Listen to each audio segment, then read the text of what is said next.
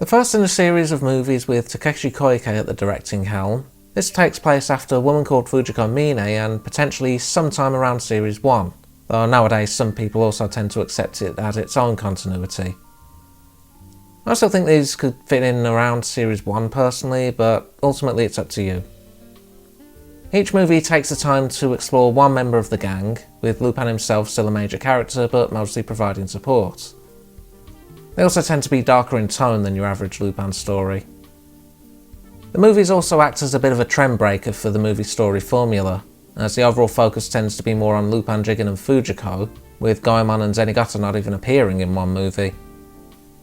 There's also no sign of any leading lady for the most part. In terms of format, they have 2 parts to one story, with the full thing being about 50 minutes. With all that said, the voice cast is the same as it was post-Bloodseal Eternal Mermaid. James Shimodi comes on as composer this time around, with his opening being a melancholy piece called Toroi Merai, set to similar trippy visuals as Woman Called Fujiko Mine. In fact, the soundtrack overall has the same low-key jazz tone that Nariyoshi Kikuchi composed for that series. The ending theme for this movie is Revolver Fires.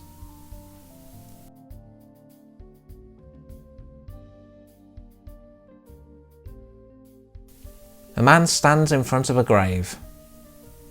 Laying a sprig of parsley, a name etched into the tombstone is revealed to be Daisuke Jigen. Speaking of which, he and Lupin are busy in East Oroa sedating an ambassador for the Miranda Republic under the guise of police officers. Their target is a jewel known as Little Comet, but the current news dominating the papers is the assassination of opera singer Queen Malta of East Oroa, and due to it happening in West Oroa there's potential of war between nations. Jigen also takes it personally, as he was acting as Malta's bodyguard at the time. The man from before enters an embassy building, his name revealed as Yael Okuzaki. Lupin also arrives and is shown the Little Comet, a comet shard said to date back to the Middle Ages. Currently it's being offered to Miranda as payment for uranium supplies, needed to fund a war between the two Doroas, though as a neutral nation, Miranda has no official backing on this. Outside, Jigen spots the police approaching. He charges to Lupin and forces him to drop the disguise act, taking out the ambassador and shooting the jewel's container open. As Lupin and Jigen evade the police, Yael starts assembling a sniper rifle. Upon its completion, he pulls out a dice and rolls a 4. Lupin and Jigen make an attempt to steal a car for a getaway.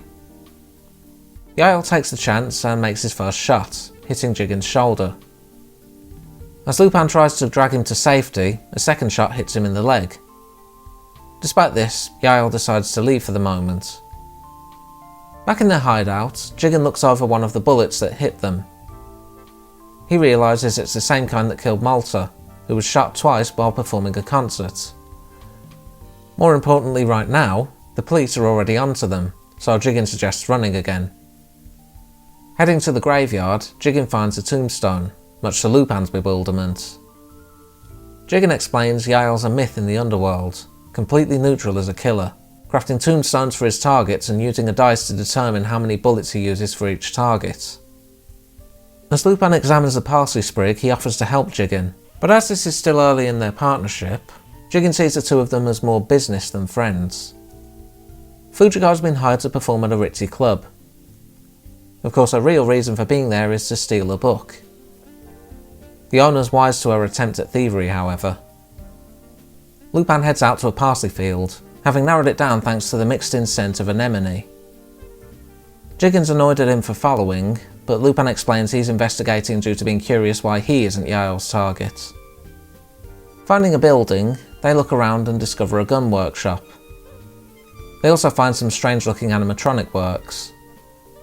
On top of that, they find Fujiko, calling for anyone who can hear her from a video feed. The feed's cut when Yael finds them. Lupin taunts him for getting too close, but Yael assures his gun skills include more than just sniping. Jigen steps in for a one-on-one, but due to his injury he's forced to use his left hand. As such, his draw speed's affected and Yael manages to disable him with shot number 3. Lupin drags him to their car before Yael can fire again.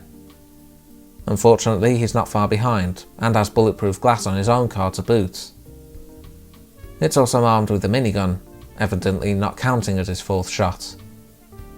Lupin uses this to their advantage and kicks their destroyed roof towards Yael's car, at the very least disabling the gun. Fujiko's show consists of her being placed in a large grease-lined tank with a robot gimp thing bearing down on her. Meanwhile, Lupin and Jigen hide out at a dock.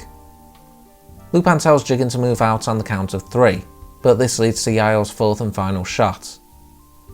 Lupin mocks Yael for being little more than a living weapon, though he retorts that being a weapon is the only reason Lupin's alive. The robot reveals a drill that closes in on Fujiko. Yael's revealed to be the one to have built it as he enjoys a meal. Before the show's climax, in more ways than one given the robot's design, the power cuts out courtesy of Lupin. Getting the patrons to leave, he soon makes an attack on the theatre staff. Stray bullets hit Fujiko's tank, which ends up freeing her. Taking the chance, she grabs some clothes and the book she was after. Lupin's caught in a fight with the theatre's pianist. By sheer luck, Fujiko's escape route ends up being in their path. Lupin hitches a ride with Fujiko as they head to the graveyard. Fujiko's cagey about why she was at the theatre, but Lupin suspects it was something to do with the book she was after. Fujiko tells him it's known as the Calamity file, documenting East Aroa's assassination targets. Lupin spots Malta and Jigen's names on a page and takes Fujiko to the Gravestone to explain what happened. Malta was aware she was a target, having revealed as much to Jigen. She decided to risk the opera anyway, hoping to unite East and West Aroa but dying for it even with Jigen watching her.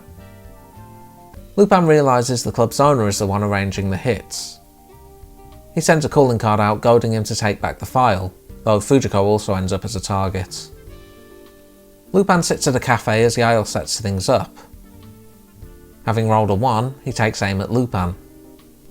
Even with his calculations, he somehow misses his target. On top of that, he's been shot himself by a still-alive Jigen. Lupin contacts Yael and tells him he's figured out that he makes use of East Aroa's high surveillance courtesy of their law enforcement. Realising Yael's eye patch is a direct feed from every camera in East Aroa, Lupin tampered with one at the dock for a half-second delay.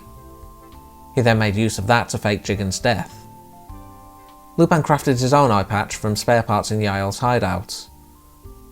He asks why Malta was a target, as he believes the club owner to simply be a middleman, but doesn't get an answer.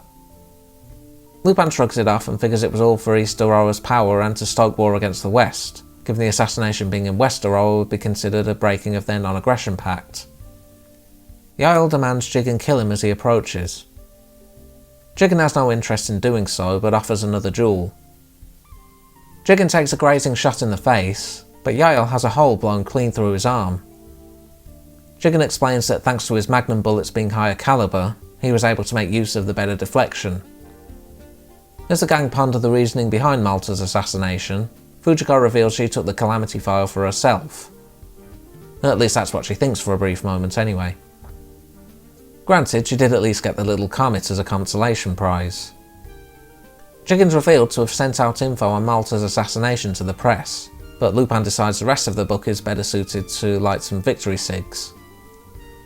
As they celebrate, it's revealed they're being watched by Mamo of all people. Meanwhile, Zenigata has discovered the gang's graves, simply stating there's work to do. I've mentioned before that Lupin as a franchise can adapt its tone due to how malleable its cast tends to be, and this movie is a good showing of that. Certainly darker and more thriller in nature than your average story, but still very much the gang that most would recognise. Plus it's not entirely humourless, given the Calamity File's mocking calling card for example.